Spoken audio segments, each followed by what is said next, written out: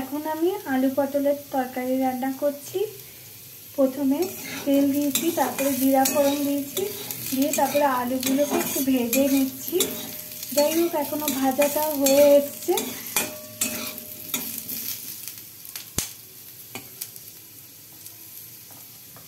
তারপর হচ্ছে স্বাদ মতো নুন দিচ্ছি।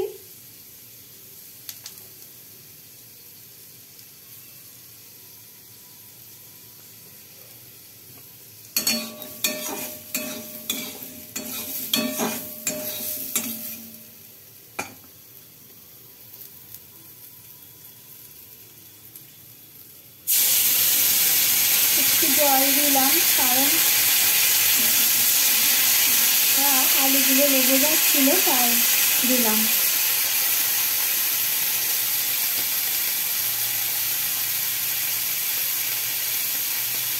এবার হলুদ দিলাম,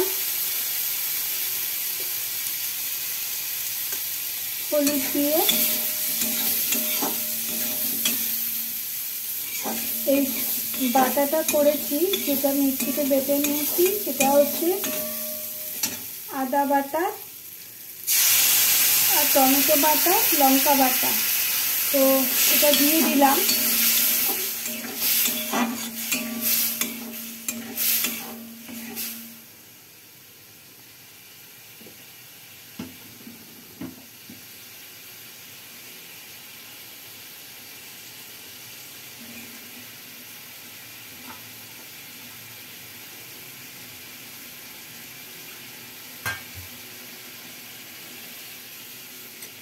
একটু জল দিয়ে দিচ্ছি।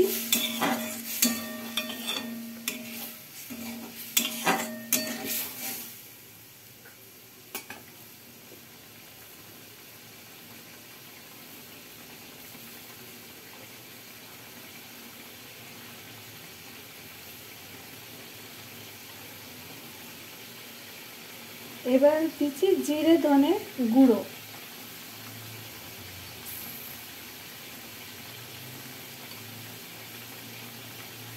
আর একটু দিলাম।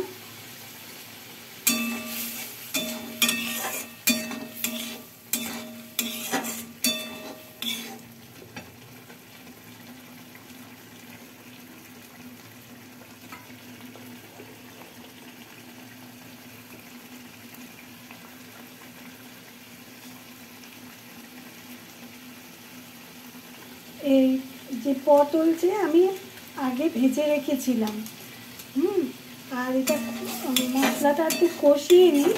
কষিয়ে নেওয়ার পর পটলগুলো দেব।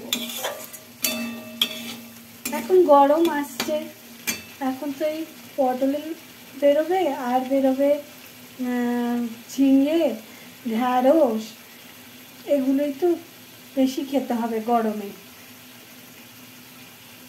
এই চলবে। শীতকালে যেমন অনেক সবজি থাকে, গরমকালে তো বেশি কিছু সবজি থাকে না।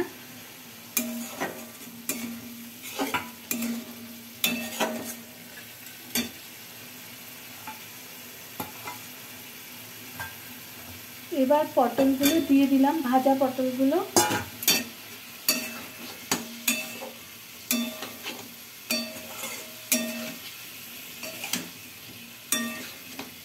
পটলগুলোকে খুব ভালোভাবে ভেজে নেবেন, তাহলে পটল খেতে খুব ভালো লাগে।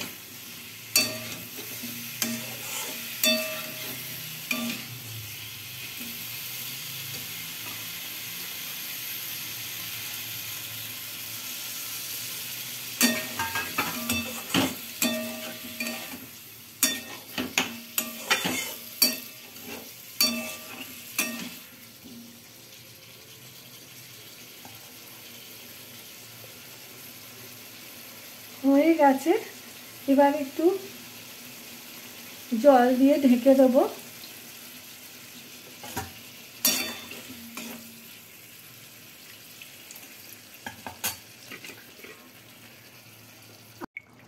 এই ঢাকনাটা তুললাম, দেখছি হয়ে গেছে।